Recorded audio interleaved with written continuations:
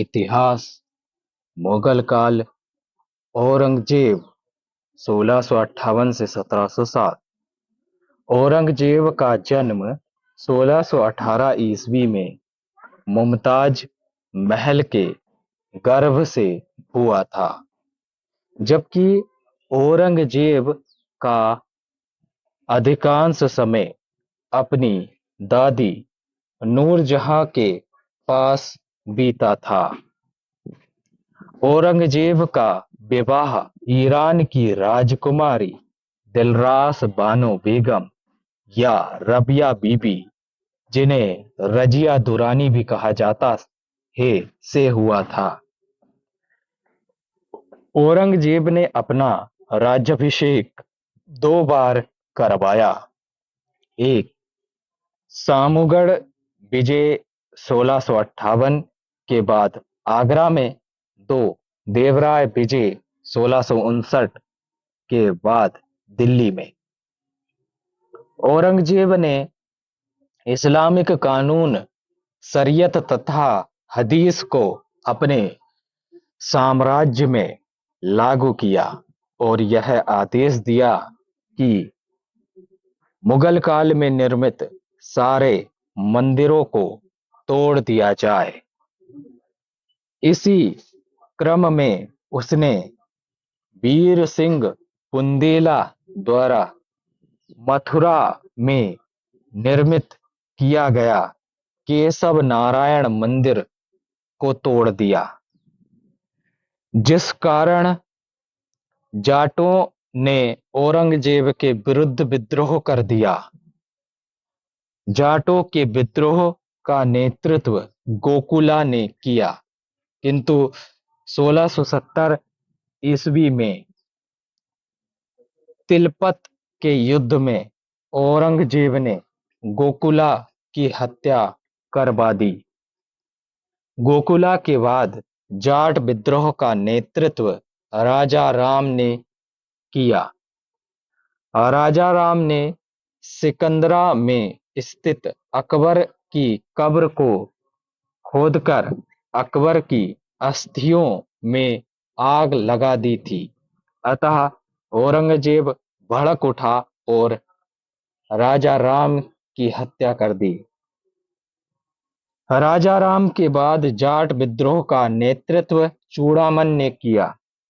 चूड़ामन की मृत्यु के बाद जाट विद्रोह स्वतः समाप्त हो गया।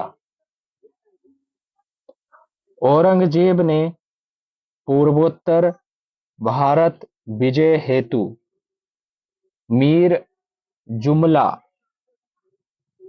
को भेजा। मीर जुमला ने कुंच बिहार अर्थात दार्जिलिंग के पास पश्चिम बंगाल वाला क्षेत्र, असम तथा आराकान म्यांमार के पास स्थित क्षेत्र तथा पहाड़ी क्षेत्र को विजित कर लिया।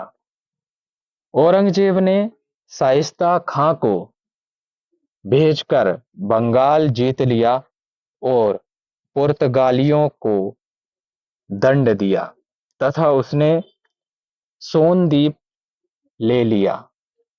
साथ ही आराकान के राजा से चटगांव, बांग्लादेश का बंदरगाह को भी जीत लिया। मुगल सम्राट औरंगजेब के काल में सर्वाधिक पूर्वोत्तर भारत को विजित किया गया था। औरंगजेब ने बीजापुर विजित करने हेतु अपने निम्न सेनापतियों को भेजा: जय सिंह, बहादुर खान तथा दिलेर खान, किंतु वे सफल नहीं हुए। तो फिर औरंगजेब स्वयं बीजापुर को विजित करने हेतु गया और बीजापुर को मुगल साम्राज्य में सम्मिलित कर लिया। औरंगजेब ने गोलकुंडा जीतने के लिए मुअज्जम को भेजा, किंतु उसे सफलता नहीं मिली। बाद में स्वयं औरंगजेब ने गोलकुंडा पर विजय प्राप्त की। औरंगजेब की गोलकुंडा विजय मुअज्जम द्वारा गोलकुंडा के सेनापति को दी रिश्वत के कारण संभव हो सकी थी। औरंगजेब के विद्रोही पुत्र अकबर द्वितीय को नबे गुरु तेग बहादुर ने संरक्षण दिया, जिस कारण औरंगजेब ने दिल्ली के चांदनी चौक में उनसे इस्लाम धर्म कबूल करने को कहा। तेग बहादुर ने इस्लाम धर्म कबूल नहीं किया तो औरंगजेब ने उनकी हत्या कर दी।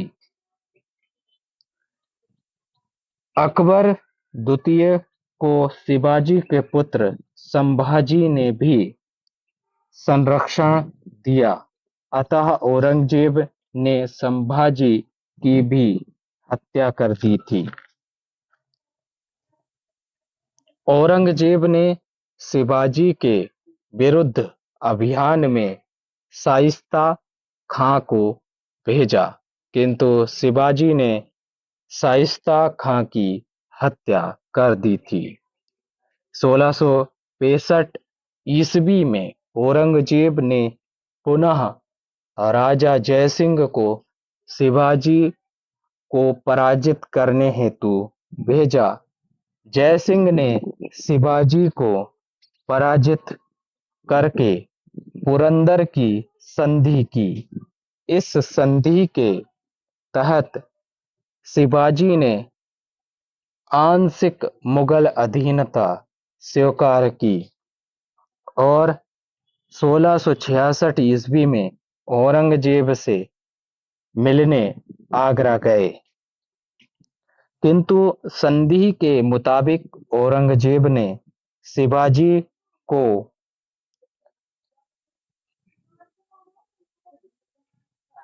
सम्मान नहीं दिया और धोखे से जयपुरी महल आगरा में कैद कर लिया, किंतु बहुत जल्द शिवाजी ने वेश बदलकर जयपुरी महल से भाग गए थे। औरंगजेब के समय सूरत प्रमुख व्यापारिक केंद्र था। सूरत को शिवाजी ने 2 बार लूटा, जिस कारण शिवाजी की औरंगजेब से शत्रुता हो गई थी। औरंगजेब सुन्नी मुसलमान था। यह कट्टर तथा रूढ़िवादी था।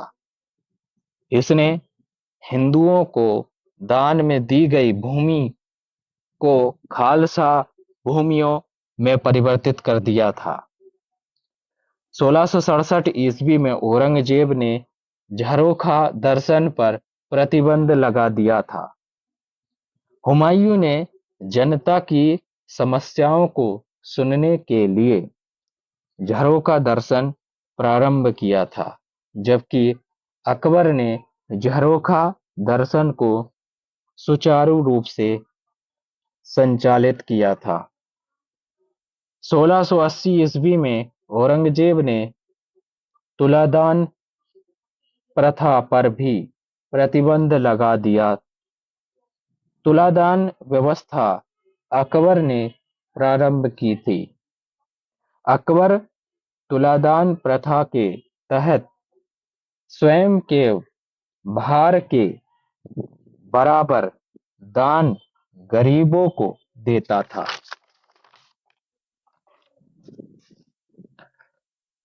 औरंगजेब ने संगीत पर भी प्रतिबंध लगा दिया था, किंतु स्वयं वह वीणा बजाने में दक्ष था।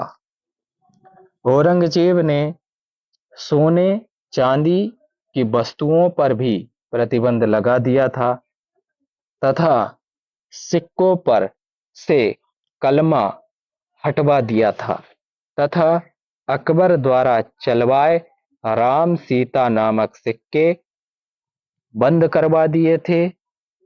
शतरंज व चित्रकला पर भी प्रतिबंध लगा दिया था। औरंगजेब ने सैकड़ों मजारों को ध्वस्त करवा दिया था। औरंगजेब ने जब अपने साम्राज्य में चित्रकला पर प्रतिबंध लगा दिया तो पटना कलम शैली का विकास हुआ था। औरंगजेब ने अपनी बेगम दिलरास बानो बेगम के लिए औरंगाबाद महाराष्ट्र में बीबी का मकबरा बनवाया था। इसे ही द्वितीय ताजमहल या ताजमहल की घटिया नकल कहा जाता है। बीबी के मकबरा में ही औरंगजेब को दफनाया गया था। 1679 ईस्वी में औरंगजेब ने दक्षिण भारत में पुनः जजिया कर लगा दिया था।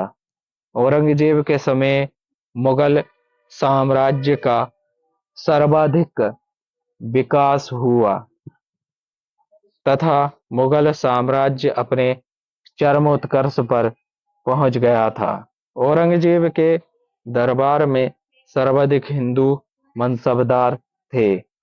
औरंगजेब को जिंदा पीर भी कहा जाता है क्योंकि यह कम खर्चीला व स्वयं अपना काम करता था कि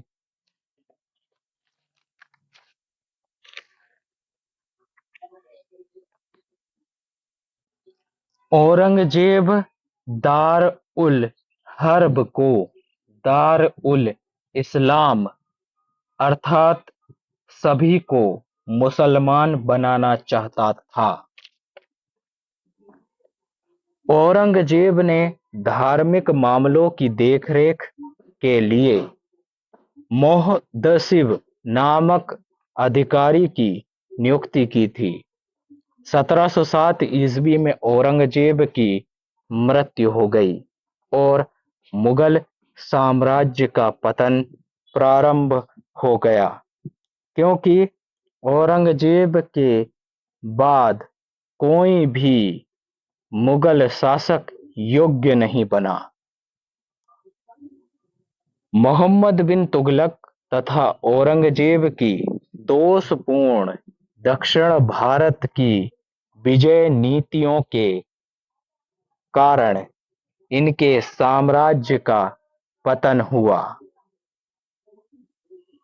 औरंगजेब ने 10 साल दक्षिण भारत विजय में तथा अत्यधिक धन व्यय किया जिस कारण मुगल साम्राज्य का पतन प्रारंभ हो गया था। धन्यवाद। समाप्त।